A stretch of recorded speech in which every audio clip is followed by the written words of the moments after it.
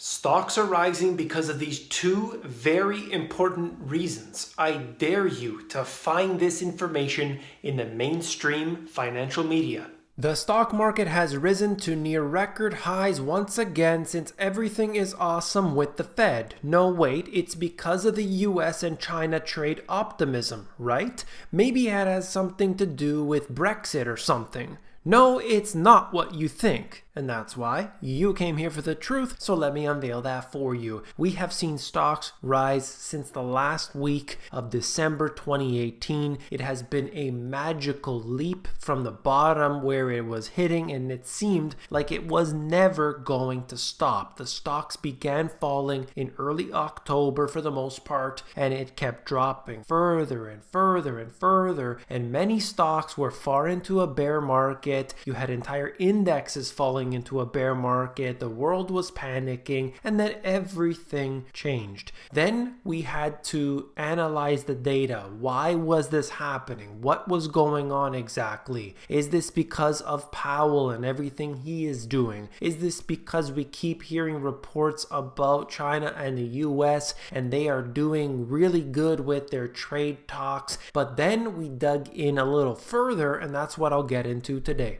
I just wanted to show you over the last month, you can see that the stock market has risen considerably. This happens to be the S&P 500. Obviously, something has pushed it up into new territory, but what I wanted to suggest to you was that it's not what you think it is, and I'll show you exactly what this is all about. This data comes from the EPF Global, which I'll show you in a moment. Most people don't know what that is and how important their data is in this case. Weekly equity fund flows in the billions of dollars. You can see that it has been terrible since the end of last year. Look, in this case here, it has been for the majority of the time into the negative territory. How can that possibly be? How can we have people selling and yet the stocks are rising? This is not for one or two people or even one or two countries. This data is in fact a global reporting institution, and look at this. In late January of 2018 into February, we had a very tough time because of the VIX and everything that happened after that. Then we had this period during early March where a whole bunch of money rushed into the stock market, and you can see nearly $40 billion worth in a week came in,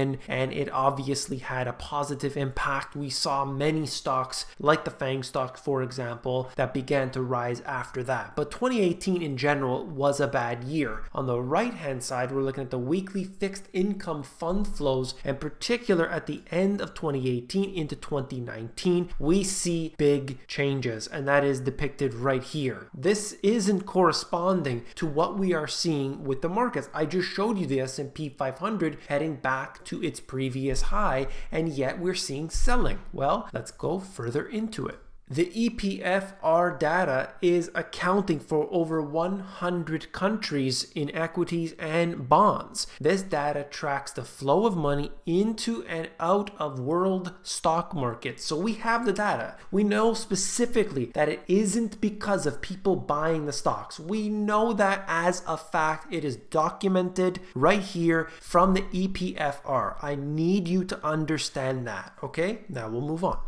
It's not just the US market either. You are looking at the second biggest outflow from European equities that is happening right now. Look at the weekly fund flows from 2018 into 2019. It has also been into the negative, and this is very significant. You're looking at this right now, and it doesn't explain the situation we're seeing. Europe overall has done well since the last week of December. You're looking at China doing well, the US doing well. Pretty much everything at this point has risen considerably since that period of time. There have been many reasons for this, of course, but I want to highlight two things that have been very clear, very apparent throughout this period. Massive reversal in credit flows for the past 6 weeks. You can see bonds, emerging markets, they have all been seeing a huge flow into them, as well as on the right hand side, the opposite effect. No bid for financials, global financials are down into the negative. That comes, of course, from the EPFR as well. And now, the star of the show. Corporate buybacks are in part responsible for what we are seeing today. I just read a statistic that despite how prevalent and powerful the sheer amount of stock buybacks that took place in 2018, remember that? We saw over $1 trillion worth in 2018. We are now 91% higher than what we saw a year ago. I'm not sure what will happen for the rest of the year, but just imagine that. We are already multiplying the amount that we had in a record-breaking year. This shows you how desperate they are right now. This is unbelievable. This is not a strategy. This is not a way to have long-term success in the stock market. You're talking about individual companies buying up their own shares at a rate they have never done before. This isn't sustainable, and it shows you the true weakness that has been exposed in these markets. So that's one major factor. The S&P buyback index completely correlates to what you're seeing in the S&P 500. That should not surprise anybody. The stocks that are doing buybacks today are seeing their shares rise. It's not hard to believe at all. And now the co-star of the show, most shorted stocks. It happens to completely correlate to what we are seeing today. They had to cover their shorts, and now we are seeing the effects of that. This is exactly what's going on, and the mainstream media is not going to cover it. You know that for sure. The 7 share of Amazon type investor has no idea what they're doing. And then when you look into the actual data, you start to piece it all together, and it makes a hell of a lot of sense. Nothing has changed in the past couple months. Really, if you think about it, nothing has changed. We haven't had actually anything coming out of the trade issues between the US and China. That hasn't been resolved. What the Federal Reserve has done, they're still on the same path. They're still reducing their balance sheet. They are still at the same interest rate. Nothing has changed in that regard. We are seeing Europe fall. We are seeing the earnings recessions taking place. We are seeing what China has to do to ensure that their market looks like it's real when we know it's completely manipulated by every single means possible. And yet today we are sitting here looking at the news. The stock market is up yet again. If you track and trace this every single Friday afternoon for this year so far, every single time, if I'm not mistaken, in the Friday afternoon, stocks start to come down and then suddenly they get bought up to push the week into the green even further. They are doing so with the plunge protection team, with the stock buybacks, and you are watching this happen over and over and over again. And this needs to be understood. I'm glad that you're here with me during this video to see this information that the public just won't understand. They won't get it, and they're just not going to learn. They're going to have to get burned. More information on top of this, you can see the S&P 500 short interest is lowest since 2007, and the data only goes up into the end of January, but it still holds true. You can see that this completely corresponds to what I just showed you. This is obvious to me, and I know it is to you as well. I just wanted to give you that. I'm going to move on quickly to show you right now what hedge funds are holding most as well as shorting most.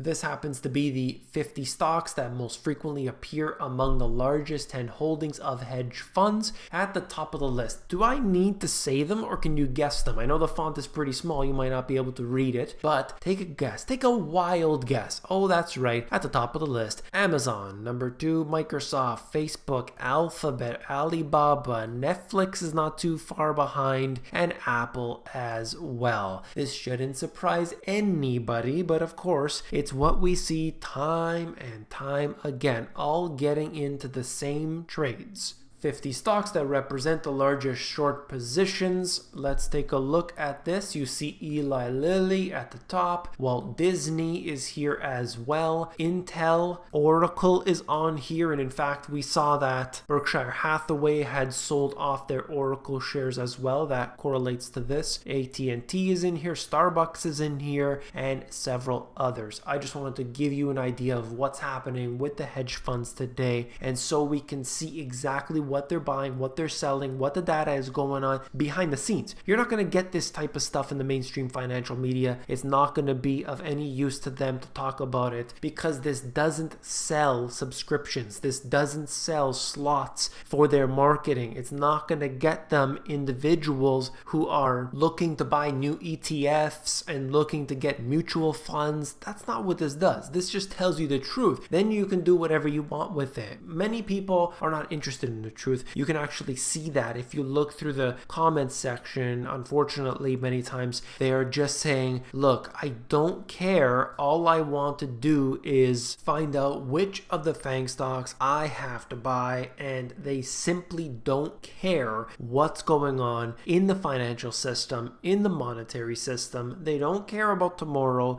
They only care about today, and I assure you that behavior is very, very foolish. So I just wanted to make it clear what's happening today, short covering, stock buybacks, and there is enough information now to officially state what's happening. I haven't really talked about it much, but I wanted to confirm, and as of this video, I can definitely say that this has had a major impact. Of course, beyond that, we have central banks backstopping everything. They're still flooding the system with money. I've shown you all of that before, but this happens to be what's on the surface level. If you just look, that data is available directly from these institutions like the EPFR, and you can see it for yourself. And if you're interested, of course, I will have the link in the description. You can check that out. I'm gonna also link to a video that I did that I believe you will find interesting. If you haven't seen it already, that will be at the end of the video. And last but not least, if you want the financial education that you weren't taught in school, these two books have everything you need. But hold on a second, you got to give me a thumbs up on this video. I didn't even mention it. If you appreciated this content, then just hit that thumbs up button, hit that like button, and you're going to be supporting me. If you want to subscribe on here, there are over 180,000 people from all over the world who are consistently bringing good information into the comments section. So if you're not here for me, then you could definitely be here to check out very, very informed individuals from all over the world. Again, if you want to know what's in these books, check out the link in the description where you can actually flip through the pages for yourself. If you want the audiobook, that's available at themoneygps.com. If you haven't seen this video already, you definitely want to check it out. If you click on it, it will take you over there directly, and I will see you in a moment.